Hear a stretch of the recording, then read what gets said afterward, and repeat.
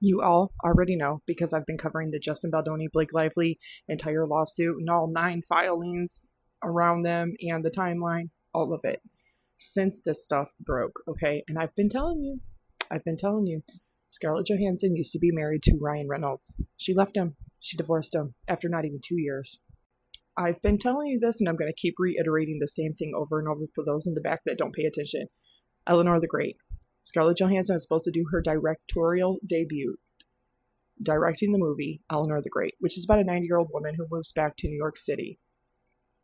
Plot: Eleanor the Great is about Eleanor Morgenstein, who moves back to New York City after living in Florida for decades. She's trying to rebuild her life after the death of her best friend. What does it say? Production: Eleanor the Great is written by Tori Kamen.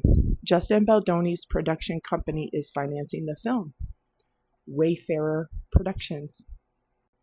So when Blake Lively signed on to do It Ends With Us as the actor who is playing the role of Lily Bloom, she got wind of this. And she got, yeah, jealous, pissed off, heated. Because Blake Lively knows that she cannot compete with Scarlett Johansson. Ryan Reynolds himself cannot compete with Scarlett Johansson. She is an A-lister. She's beautiful, she's talented, she's everything in an actor that Blake Lively is not. She's kind, she gives back. Everybody that's ever worked with her has nothing but amazing things to say about Scarlett Johansson. So we know that Ryan Reynolds and Scarlett Johansson were married. And right before he makes it official with Blake Lively, he does a movie, The Green Lantern, with Blake Lively. Scarlett Johansson, nope, something set her off. After not even 2 years, boom, done, files for the divorce, leaves him. That's it. So is Scarlett Johansson the one that got away? Hell yeah, she's the one that got away.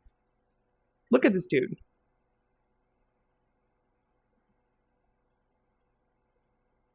Look at this dude. And look at her. Yeah. This.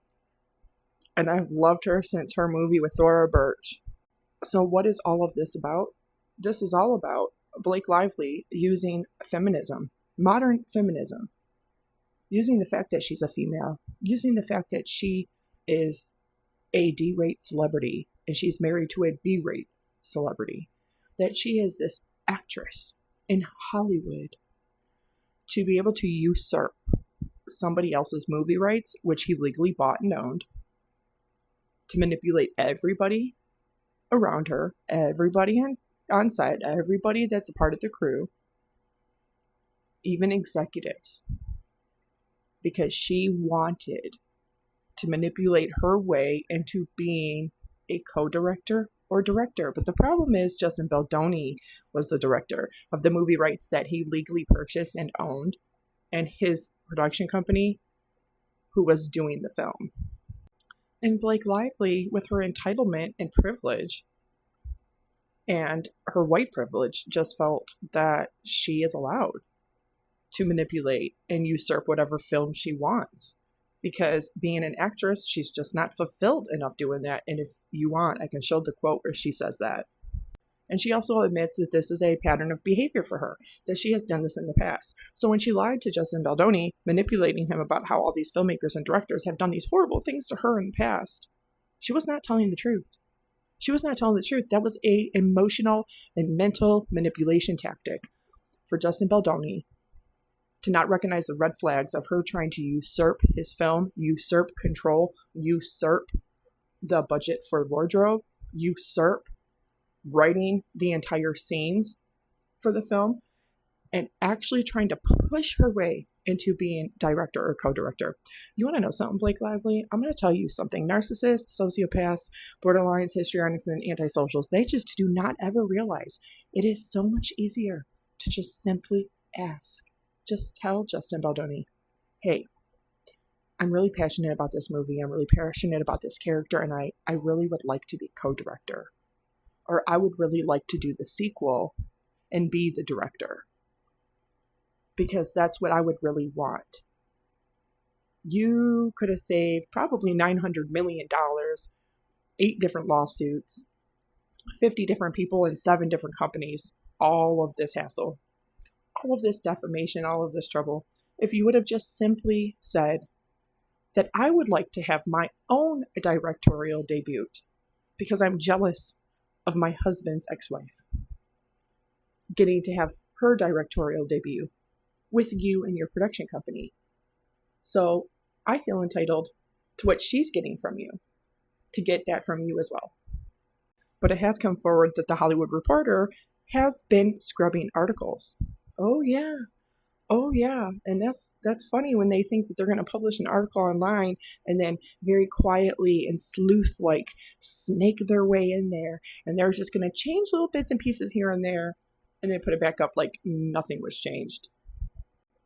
In early December of 2024, before this whole entire CRD complaint came out by Blake Lively, the Hollywood Reporter's 2024 Women in Entertainment Power 100, Blake Lively made the list.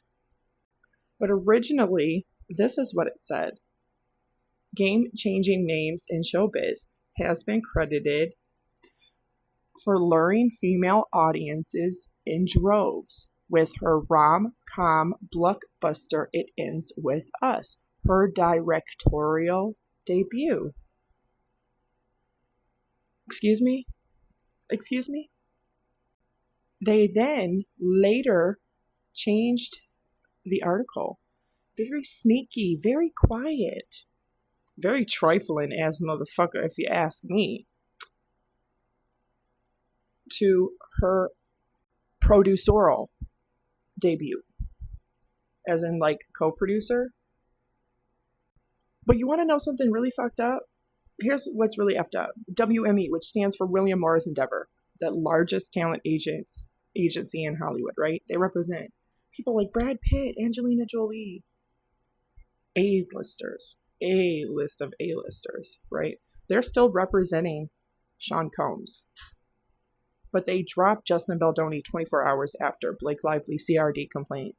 Despite our civil and constitutional rights here in the United States of America stating that you have the right to due process in the court of law, whether it's criminal or civil, and that you are presumed innocent until found guilty by that same court of law, whether it be criminal or civil.